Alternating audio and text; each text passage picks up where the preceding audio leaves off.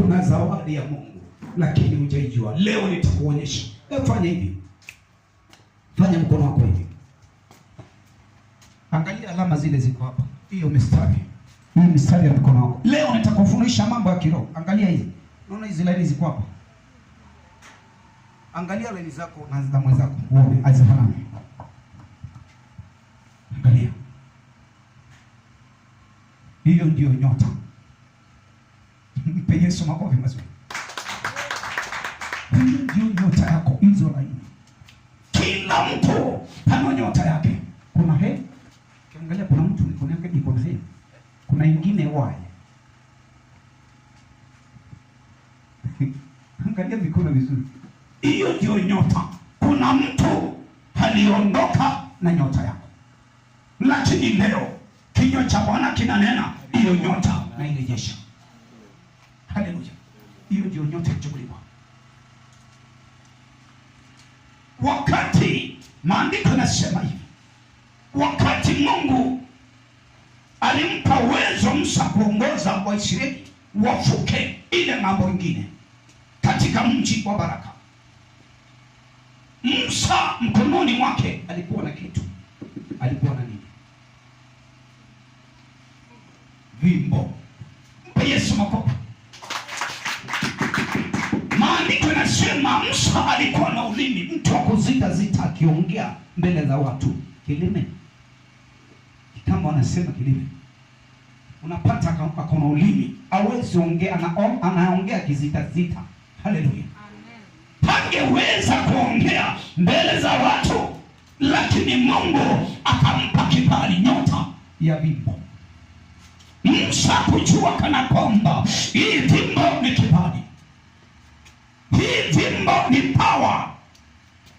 Wakati alifika pale kwa bahari, aliona mawimbi ya bahari, akatazama nyuma yake na akaona Farao na Wafilisti wachache. Bwana Yesu asifiwe sana. Wakimfuata nyuma Musa na Waisraeli wakiwa juu ya farasi na bunduki za kijeshi. Musa alitazama bahari na akatazama juu mbinguni, akamwambia Mungu, ni wakati wako ukaonekane. Ndugu sisa, wakati kumekuwa na mawimbi, wakati kuna ukuta juu yako, unatamani kuvuka na uvuki, hapo ndipo Mungu huonekana. Mpe Yesu makofi tena mazuri. Wewe unaona kana kwamba umefika mwisho, sasa ni wakati wa kubarikiwa. Hiyo masani yako wakati wa kuvukishwa na Mungu, in the mighty name of Jesus.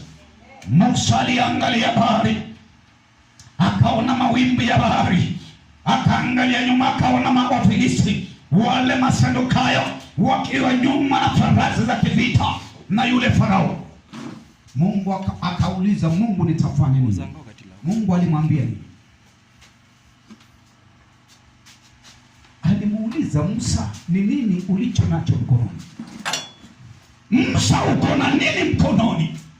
Hawachawi, haitakuwa kazi, haitafanya kazi kwako, ila ni kozi za godo birako inenda kufanya kazi.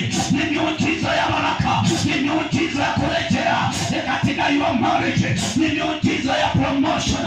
In the mighty name of Jesus, I declare today, you'll never be the same again. In the name of Jesus. Hallelujah. Bwana Yesu asifiwe sana. Ile bimbo ya Musa ilitumika katika bahari. Waisraeli walivuka wakaenda rule ngambo ingine, waliona Mungu kwa sababu hawakuwa jinsi vile walivyotenda. Maisha yao yalienda kubadilika. Leo maisha yako yanaenda kubadilika. Haleluya. Bwana Yesu asifiwe sana. Mkononi mwako kuna kibali, kuna nyota. Hii nyota mbona uitumii? Ulikuwa unaitumia mwanzo, lakini ulinyang'anywa. Hiyo nyota ulinyang'anywa, sasa itumike. Nitakuonyesha mkono wako una nguvu wa kuchukua kile chochote kimenyakuliwa. Mkono wako una nguvu wa kuamrisha roho ya rejection, toka, toka, toka, na kutoka kuzimu. kuzimu, niachie mimi hekalu ya Yesu, nimeomba na Mungu nimtumikie. Ukifanya maombi kidogo, moto unayeyusha, moto unayeyuka kila mahali katika jina la Yesu. Praise the Lord.